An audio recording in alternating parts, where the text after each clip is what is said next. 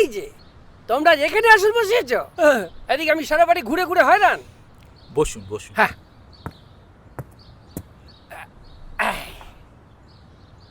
মধুদা, 4টে toast আর 4টে omelette পাঠাও। না ভাইয়া, আজকে আরও সব চাটা নয়, মেজাজটা খুব একটা ভালো নয়। কেন, হঠাৎ হলোটা কি? আপনাকে এত চিন্তিত দেখাচ্ছে। বলো না ভাইয়া, তোর এবার আসামির পাল্লায় পরে একবারে জব্দ হয়ে গেছে। মামলাটা কিসে?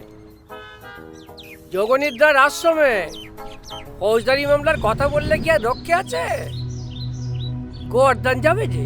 আপনার কি মনে হয় ফৌজদারি মামলার সঙ্গে সম্মোহন বিদ্যার কোনো রকম কোনো সম্পর্ক নেই? আমি কেন, তোমার কি তাই মনে হয় না? না না, 100 বার না।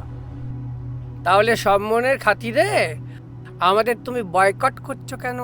আমি পরীক্ষা করে দেখছিলাম যে সম্মোহন বিদ্যা বা হিপনোটিজমের দ্বারা অপরাধ বিদ্যার আরও কিছু রহস্য কিনারা করা যায় কিনা।